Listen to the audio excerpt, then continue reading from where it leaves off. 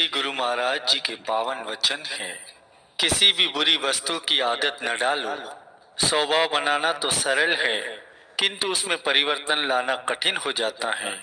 आत्मिक पथ पर चलते हुए इन दोनों से बचकर चलो।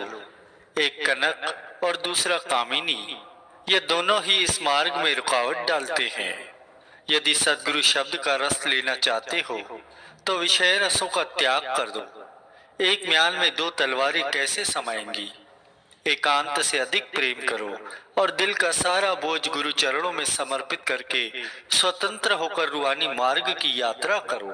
मालिक गुरु को वीडियो लाइक करना, सब्सक्राइब करना प्लीज़। गुरु का वीडियो लाइक कर देख लो, सब्सक्राइब कर देख लो। वीडियो लाइक नहीं करते, सब्सक्राइब नहीं करते प्लीज़।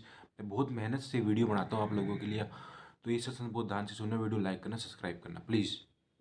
से प्रीत निभाने में चाहे कितनी भी कुर्बानी देनी पड़े तो प्रसन्नता से दे दो। जब कामी काम के पीछे लोभी धन के कारण सिर देने को तैयार रहते हैं तो तुम मालिक के लिए कोई भी मुश्किल आ पड़े तो संकोच न करो। कर्म का फल अवश्य भोगना पड़ेगा। जैसा कर्म होगा वैसा ही परिणाम होगा। इसलिए तुम भाग्यशाली हो तो तुम्हें सद्गुरु की शरण प्राप्त हो गई है, जिसके फल स्वरूप तुम्हें शुभ कर्म कराने के लिए सहयोगी मिल गए और कुकर्मों से बचाने के लिए रक्षक मिल गए। लोगों की बातों से भयभीत होकर सत्य से मुख न मोड़ो। तुम्हारी मुक्ति लोगों के हाथों में नहीं है।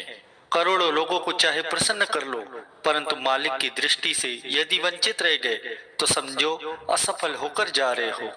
जैसी वस्तु होंगी वैसा ही मूल्य होगा। 50 या 100 रुपए में कुर्सी, मेज या पलंग आदि तो मिल जाएंगे। मकान हजारों लाखों देने से मिलेंगे। यदि सद्गुरु के दरबार से नाम रूपी अमूल्य पदार्थ लेना चाहते हो तो तन मन धन का मूल्य देने के लिए तत्पर रहो। तन मन धन ग्रह सौंप शरीर, साईं सुहागन रवे कबीर। संत मत में प्रविष्ट हुए हो तो प्रमाद और वाद विवाद को त्याग कर गुरु सेवा में तत्पर रहो और मौन रहो। संत मत में प्रविष्ट होने का पूर्णतः लाभ तो तभी मिलता है जब दिलो जान से उस मत के नियमों का पालन करते हैं। गुरुमति का मूल्य है मनमति का त्याग। इसके बिना भक्ति मार्ग में सफलता प्राप्त करना असंभव है। यदि तुम्हें उच्च पद प्राप्त हो तो छोटों को परेशान मत करो, नहीं तो उनकी हार्दिक पुकार तुम्हें परेशान कर देंगी। किसी की भी निंदा न करो, क्योंकि उससे तुम्हारी ही हानि होगी। यदि तुम पूछते हो कि कौन सी हानि होगी तो सुनो, तुम्हारे सब शुभ कर्मों का फल उसके पास चला जाएगा जिसकी तुम निंदा कर रहे हो। अब स्वयं ही समझ लो। जैसे अंधेरी कोठरी में हर समय ठोकर लगने का डर रहता है, वैसे ही जिस व्यक्ति का हृदय अज्ञान के अंधकार से पूर्ण है उसे सत्य पथ से भटकने का भय रहता है। इसीलिए हृदय में अखंड ज्योति जलाओ, जिसमें प्रेम की बत्ती और सत्य का तेल हो।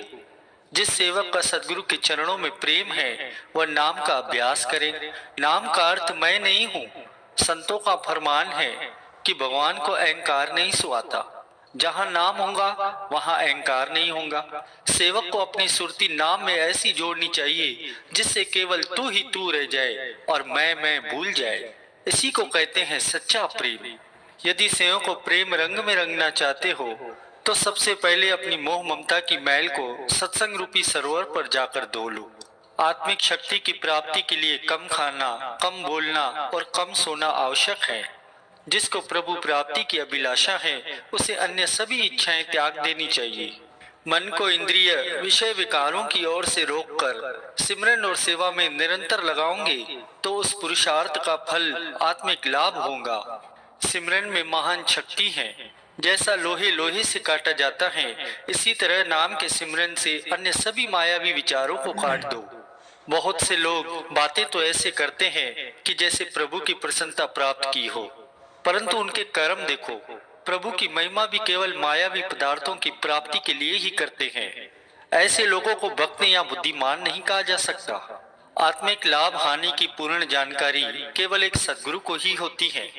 जीव की अक्सर यही दशा होती है कि थोड़ा सा भजन या सेवा करके स्वयं को कुछ समझने लगता है, इसलिए हानि की तरफ जाता है और समझता यही है कि मैं लाभ की ओर जा रहा हूँ। यदि हृदय में दीनता धारण करोगे तो सुरक्षित रहोगे। घंटा, 2 घंटे, 3 घंटे भजन करके बाकी समय सेवा, सत्संग, स्वाध्याय में अपने मन को लगाकर मालिक से दिल की तार जोड़े रखोगे तो तुम्हें आत्मिक शांति प्राप्त होगी। मन भजन में न लगे तो उसे बार बार लगाओ। एक दिन ऐसा आएगा कि मन भजन के अलावा अन्य किसी भी कार्य में लगेगा ही नहीं। जिस मन रूपी शत्रु ने कई जन्मों से तुम्हें धोखा दिया है उस पर विश्वास न करो। दृढ़ विश्वास करके गुरु शब्द से उस पर विजय प्राप्त करो। लोगों से विचारों का आदान प्रदान करने से अच्छा है कि एकांत में अपने प्रभु का चिंतन करो। भजन के समय शरीर को सावधान और सीधा करके बिठाओ। मन को सावधानी से मस्तक में दोनों भ्रुकुटियों के मध्य में स्थिर करो। यदि कोई तुम्हारे विचारों के अनुकूल नहीं चलता तो क्रोध न करो। सोचो कि तुम अपने मालिक की मौज के कितना अनुकूल चलते हो। पहले अपने आप को अनुकूल बनाओ। मन को सिमरन करने का स्वभाव तो है ही, फिर क्यों न उससे लाभ उठाया जाए। जैसे चलती हुई रेल का कांटा बदलने से रेल एक ओर से दूसरी ओर चली जाती है, इसी तरह मन के सिमरन का कांटा विषय विकारों से बदलकर भजन सिमरन में लगाया जाएगा तो 84 से बचकर परम पद को प्राप्त करोगे। यदि अपने अशुभ विचारों पर नियंत्रण करोगे तो कुकर्मों से बच जाओगे और दंड नहीं पाओगे।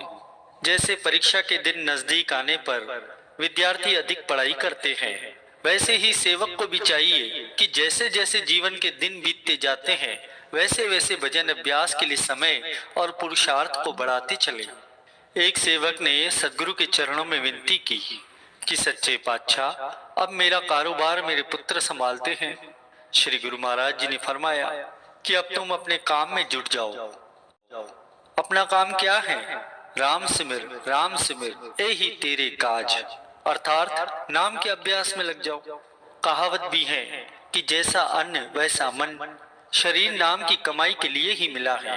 इसीलिए साधारण, सात्विक और कम भोजन खाना चाहिए जो मन को शुद्ध करता है और शुद्ध मन से सिमरन होता है। कई कहते हैं कि मन नाम में नहीं लगता। मन लगे न लगे भाई, तुम उठो मत, तन को बरजोरी बिठाओ तो मन भी एक दिन स्थिर बन जाएगा। यदि मन में क्रोध आए तो सदगुरु के शब्द द्वारा इस पर नियंत्रण करो। इसी प्रकार अन्य विकारों के आक्रमण से बचने के लिए गुरु शब्द का अभ्यास अति आवश्यक है। शरण पड़े की लाज प्रभु रखते आए हैं। तुम भी पूर्णतः मन से चिंता और चतुराई को त्याग कर उनकी समर्थता में विश्वास रखो। आपा भाव को त्यागो तो निस्तार हो जाएगा। सुखमनी साहिब में एक पंक्ति आती है, गल पाथर कैसे तरेया था, जिसके गले में बड़ा पत्थर बंधा हो वह भला सागर को कैसे पार कर सकता है। जब यह असंभव है तो जिसके साथ 5 बड़े बड़े विकार रूपी पत्थर बंधे हो तो वह भला भव सागर से पार कैसे होगा। इसीलिए शब्द अभ्यासी को काम, क्रोध, लोभ, मोह और अहंकार इन विकारों का त्याग कर देना चाहिए। सदगुरु के समान परोपकारी इस संसार में कोई नहीं होता, क्योंकि उनके उपकारों में जीव कल्याण की भावना निहित है। लेकिन आम संसारी लोगों के उपकार की भावना में कोई न कोई स्वार्थ छिपा ही रहता है।